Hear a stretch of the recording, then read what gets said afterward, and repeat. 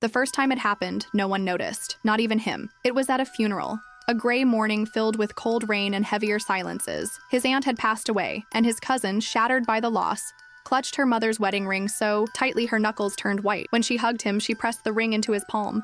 "I can't look at it anymore," she whispered. "Just take it away." He slipped the ring into his pocket without thinking.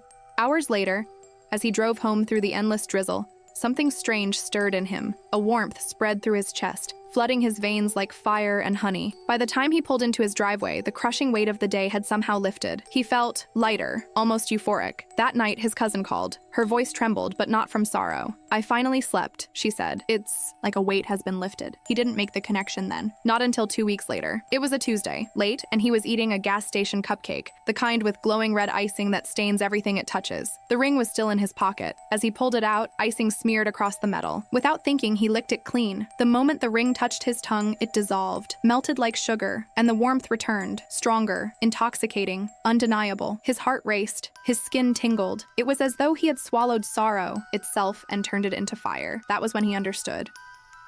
Somehow, impossibly, he had eaten her grief. Years passed. What began as an accident turned into something darker, an addiction wrapped in the disguise of service. Word spread quietly, whispered between the desperate and the broken. People sought him out, clutching lockets, journals, photos, worn collars. From pets they had buried, objects that carried unbearable pain. He never advertised, but he didn't need to. Grief finds its way. The rules were simple.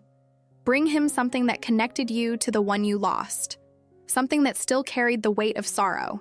He would consume it, and in return, the grief would fade. He charged for the service, though money wasn't what drove him. 1,000 for a parent, 500 for a sibling, 250 for a grandparent. Pets were a flat 100. The numbers weren't based on science. They were based on how much the grief would wreck him afterward. Because every bite left something behind. The clients left lighter, freer. But he was never free. The grief didn't vanish. It lived inside him. Whispers began. At first, faint, like the memory of voices drifting through another room. Then louder. Conversations. Arguments. Pleas. They called themselves nothing, but he named them in his mind. The chorus. 78 voices now lived within him. Fragments of 78 lives. Mothers, fathers, brothers, lovers. Each one had left something behind when he consumed their sorrow. A laugh, a sob, a half-remembered prayer. Ghosts of memory with nowhere to rest. Most days, he managed. But lately, the voices had grown louder, more insistent. "Let us out. Let us see them. We miss them." He ignored them and kept eating, because the warmth, the rush that followed, was too good, too powerful. Better than any drug, any high, any escape. But in chasing that warmth, he was digging his own grave. Since childhood, he had been haunted by one nightmare. A dream of being trapped inside his body, wide awake but unable to move. Watching, helpless, as something else controlled him. It was a terror he never understood, one that left him drenched in sweat night after night. He never connected that nightmare to what he was becoming. Not until it was too late. Because on a rainy afternoon, a woman came to him, clutching a worn baseball cap. Her brother's cap. He had died 3 months earlier, and she had not slept since. Her hands trembled as she passed it to him. "Will it hurt?" she whispered. "Not you," he replied. She left. He locked the door, and he devoured the cap. The bow. Fabric dissolved against his tongue, unleashing a bitter tide of sorrow so heavy it made his eyes water. He swallowed quickly, desperate for the warmth that would come. But this time, something changed. A voice, clear as day, echoed inside him. "Finally," it said, and his hands were no longer his. Finally, the word rang inside him like a struck bell, and his fingers went still on the desk. He willed them to move, flex, lift, anything. But they lay obedient only to the voice that wasn't his. A slow, deliberate breath filled his lungs. Not his rhythm, not his choice, another breath. Deeper. Then his hand slid the client ledger toward him and opened it to the most recent page. It felt like drowning upright. The room held the same details as always. The ticking wall clock, the lamplight pooling on varnished wood, the rain stippling the window, but the world had tilted. The chorus, once a murmur behind the walls of his mind, stepped forward like figures emerging from fog.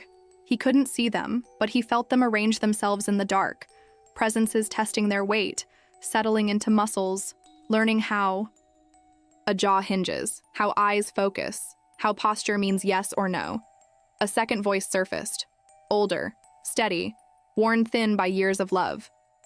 No more waiting. His mouth formed words that didn't belong to him. We start with the newest. The pen hovered over the ledger, then traced a name. The woman from that afternoon, the one who had brought the cap. Inside his head he shouted, "No," it echoed and went nowhere. A trembling began, small at first. And then his legs stood, his chair pushed back, the coat lifted from its hook. The chorus guided him with frightening economy. Their first steps were tentative, then assured. By the time the door latched behind him, they walked as if they had always owned his body. Outside, the rain had thickened, streetlights smudged into halos. The windshield wipers swept a metronome for someone else's plan. He felt his foot press the accelerator, felt his hands turn the wheel, felt the heat nudged higher, sensations he knew as intimately as his name. Suddenly alien under borrowed intent. "Don't do this," he tried to say. His mouth answered in a voice he did not choose. "She deserves to hear me, not him." The one who had worn the cap in life. Memories flickered where thoughts should have been. Summer water flashing like glass, a dock, laughter, a splash, the guilty grin of a brother who blamed a fish. The detail was sharp enough to cut. The chorus wasn't playing a trick. They carried fragments of the departed the way a pocket carries the scent of mint long after the candy is gone. The car turned onto a quiet street. He watched his own hand press the doorbell. A porch light blinked awake. The door opened. She stood there, hair damp from the weather, eyes trying to sort recognition from fear. "Tom?" she breathed, naming the name that belonged to the cap, not to the man standing on her step. His mouth softened into a shape he hadn't used since childhood. "Hey, sis." The voice was the brother's. Cadence, warmth, a slight lift at the end of the word hey. The chorus could mimic the weight of shared years. His stomach lurched. Confusion tightened her features. You're the one I met. Earlier. With the... She couldn't finish. "Do you remember Lake Edge?" His mouth asked gently. "The summer you got new sunglasses you saved up for. I shoved you off the dock like an idiot." A breathy laugh he did not own. "I told... You a fish swallowed them so you wouldn't be mad." Her shoulders came forward as if a thread had tugged them. No one else knew that story. She stepped back without thinking. A reflex born of muscle memory and holidays and hallway whispers. "What is this?" "A chance," the chorus said through him. "To say the things I didn't get to say." Tears brightened her eyes. Hope can be heavier than grief when it falls out of a clear sky.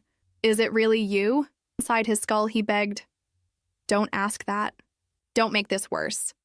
"It's me enough," the borrowed voice answered.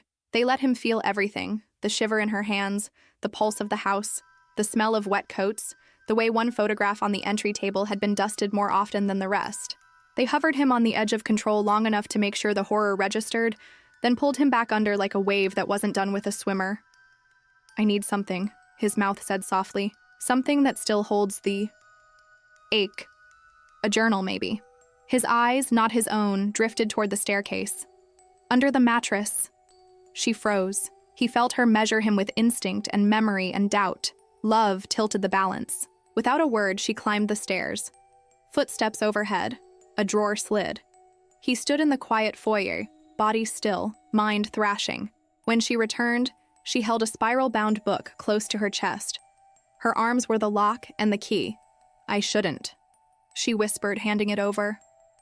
"I know," said the voice they gave him. "Thank you." His hands accepted the weight. The chorus didn't bother with farewell. The door shut. The porch light blinked out. Back in the car, the journal lay like a heartbeat against the steering wheel. "Don't." The word tore his throat raw, though no sound escaped. Warmth spread as paper vanished. Less like flame, more like honey dissolving in hot tea. Images unspooled. In a rush, a list of worries that were never said aloud. A sketch of a horizon labeled someday. A folded receipt for 2 coffees, one always decaf. The chorus swallowed, and with it, swallowed the shape of a life. That was the first house. They got bolder. By morning, the phone had 17 missed calls and 3 new numbers saved that weren't his doing. They used his voice to leave gentle messages practiced in the mirror. "It's me. I know you won't believe it, but..." Enough pain lives in a pause to carry a whole conversation. They turned pages in his old files, selecting names with a tactician's calm. They understood how trust works. Give a detail no one else knows, ask for something that matters, promise relief. The route mapped itself across the city. Apartments and porches and kitchen tables where grief had become a roommate no one could evict. At a 4th-floor walk-up, an older man pressed a worn photograph into his hands. A wedding day captured. In grain and sunlight. The image tasted like vows when it dissolved.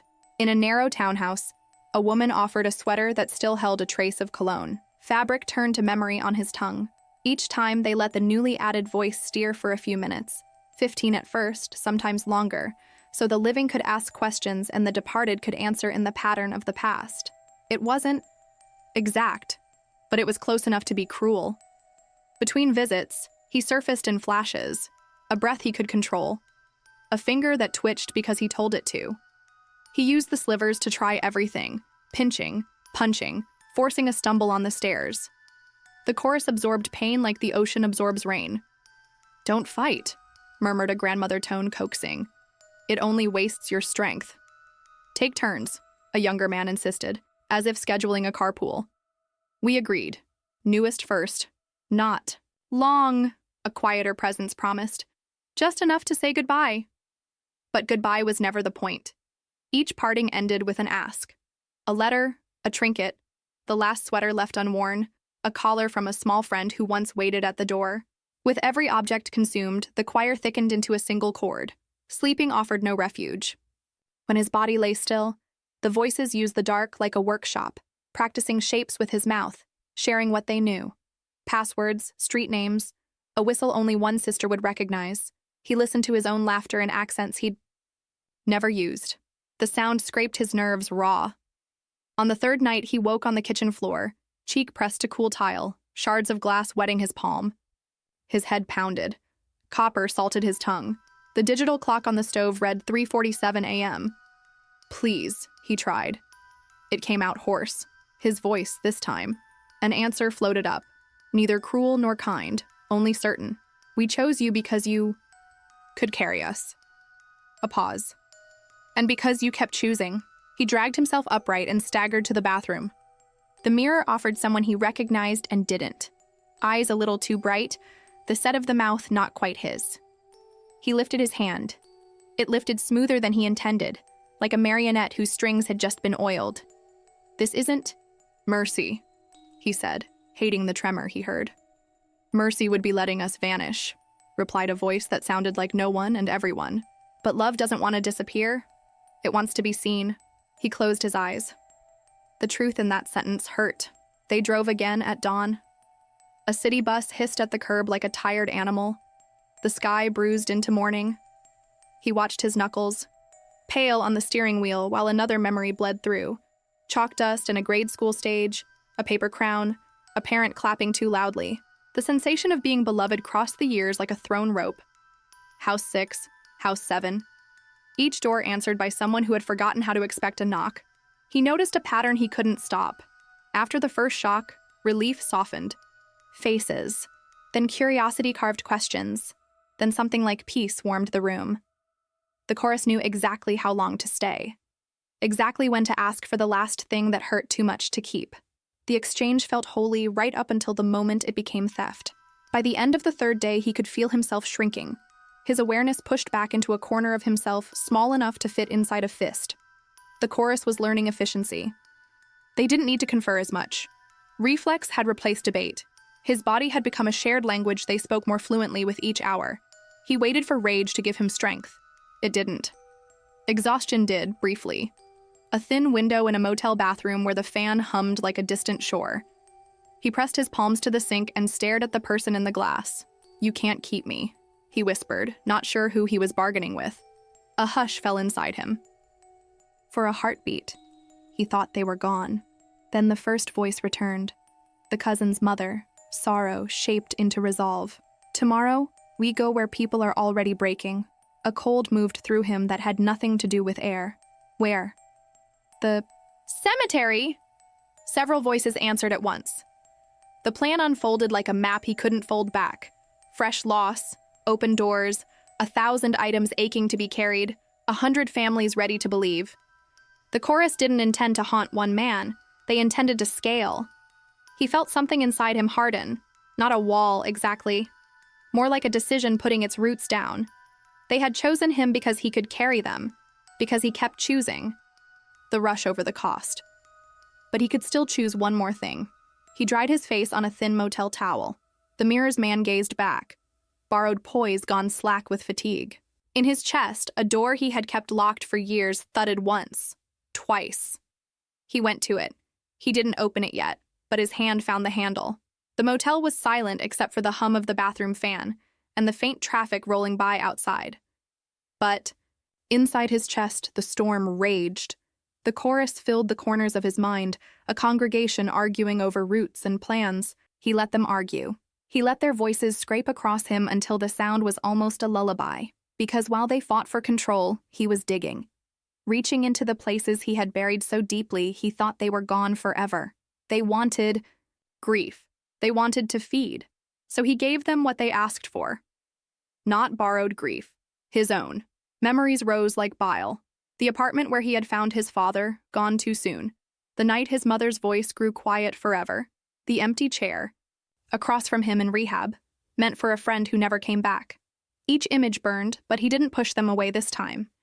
He wrapped his arms around them and pulled them close, until they became a torrent he couldn't stop. And then he let it loose. The flood surged through the mental space the chorus had claimed. Their whispers turned to shrieks. These echoes had never known the raw heartache of being the source.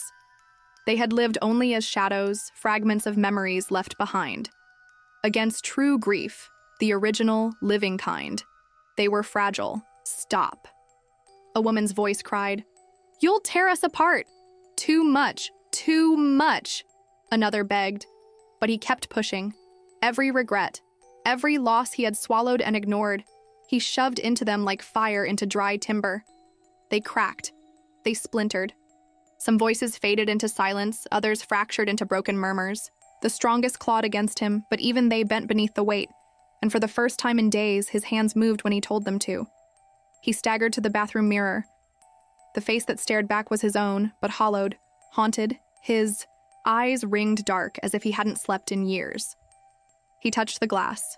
His reflection moved with him. Not late, not borrowed, not strange. It was his. "This isn't over," hissed one of the remaining voices. A man's tone, bitter and low. "We'll wait. We'll rebuild. You can't hold us forever." His jaw tightened. "Then you'll starve." In the mirror, he saw his hand tremble as it opened the cabinet. A small knife lay there, the one his grandfather had given him years ago, carved with initials and worn smooth from use. He had never consumed it, never dared, because it was more than grief. It was love. He raised it to his mouth. Cold metal touched his tongue, and for the first time he didn't focus on sorrow. He focused on memory, his grandfather's pride when he handed it over, long afternoons whittling wood together. A smile creased with time but lit with warmth. The knife dissolved, but instead of the usual hollow fire, something else bloomed inside him. Not grief, not sorrow, something brighter. Joy, love, pride. It filled the cracks where despair had lived. For a moment he felt whole, and the chorus went silent, not gone. He could still feel their faint edges, echoes pushed into the corners, but silenced. Their grip loosened, their hunger muted. They no longer held the wheel. He fell to his knees, gasping as though he had been underwater too long. His reflection stared back, pale but alive. The following morning, he began the purge. The boxes stacked in his apartment were filled with items: rings, journals, letters, collars, sweaters. Every fragment of grief he had consumed over the years. He didn't burn them. He didn't swallow them. One by one, he carried them back. Doorsteps, porches, hands that trembled with confusion as he explained. Some slammed the door in his face. Some wept. Some begged him to keep them, to keep the pain away. but he couldn't. He wouldn't. Not anymore. Each item returned felt like lifting a stone off his chest. Each apology cracked something open in him. For every person who shouted, two clutched him like a brother, whispering thanks even when they didn't understand.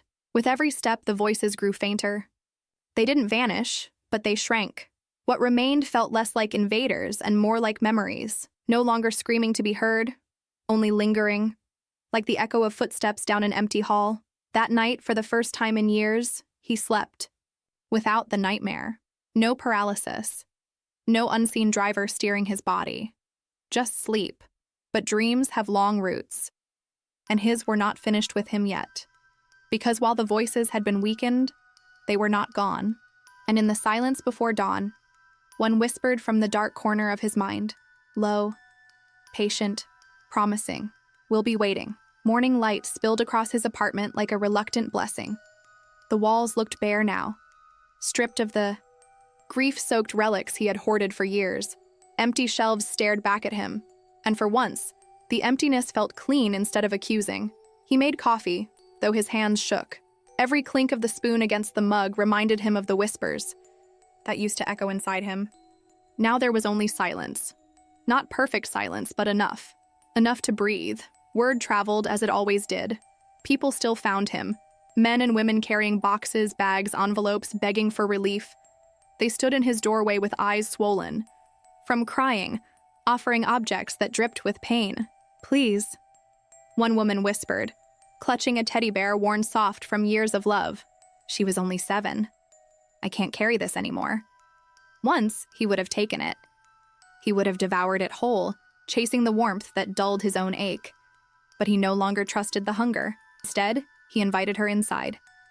They sat together for hours as she talked about her daughter, her laugh, her stubborn streak, her favorite mismatched socks. He listened, really listened, until the words poured out of her like water through a broken dam.